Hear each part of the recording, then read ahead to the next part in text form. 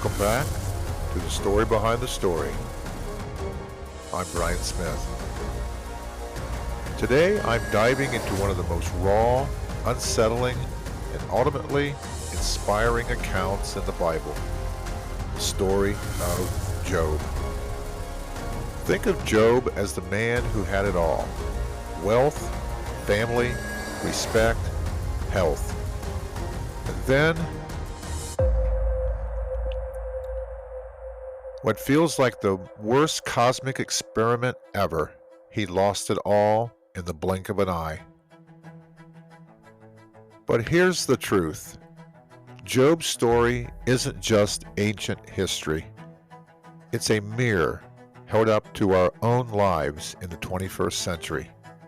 When tragedy strikes and friends start pointing fingers instead of lending hands.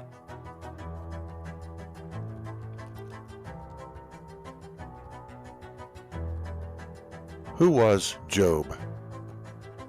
Job was the guy everyone admired. Imagine a respected community leader, successful philanthropist, and family man rolled into one. He was known for his integrity, generosity, and faith. If Job lived today, he'd be the one running a nonprofit, mentoring young leaders, and still making time for family dinners. He was that guy, the one that people said, God must really love him. But then came the wager. In the heavenly courtroom, an accuser challenged God. Sure, God is faithful, but only because life's been good to him. Strip it all away, and he'll curse you to your face. And so Job's world collapsed. His wealth vanished. His children died in tragic accidents, and his own health deteriorated. Yet Job refused to curse God. He sat in the ashes, bewildered, grieving, but still clinging to faith. Enter Eliphaz, Bildad, and Zophar, Job's so-called friends. But they were the original friends who don't get it. At first, they did the right thing. They sat silently with Job for 7 days. But then they opened their mouths, and things went downhill fast. Eliphaz, the spiritual know-it-all. He basically told Job, "You must have done something wrong. Innocent people don't suffer like this." He even claimed to have had a vision that confirmed Job's guilt. Imagine a friend today saying, "I prayed about it, and God told me you brought this on yourself." Then there's Bildad, the traditionalist. He argued, "Your kids must have sinned, and that's why they died. God doesn't punish without a cause." That's brutal.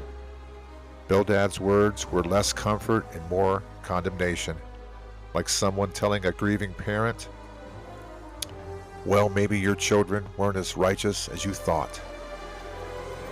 And finally there is Zophar, the angry accuser. He didn't just imply Job was guilty.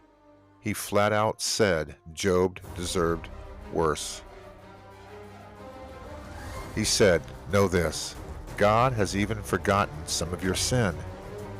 Translation, "You're lucky it's not worse, buddy." Imagine a friend saying that today. You're suffering, but honestly, you should be suffering more. These weren't friends offering empathy. They were prosecutors in Job's courtroom, piling on accusations while he sat in agony. Their aggressive words cut deeper than his physical pain. Job fought back, insisting on his innocence, demanding answers, and even calling out God to explain himself. Finally, God answered, not with neat explanation, but with a whirlwind. God reminded Job of the vastness of his creation, the mysteries beyond human comprehension, and the limits of human wisdom.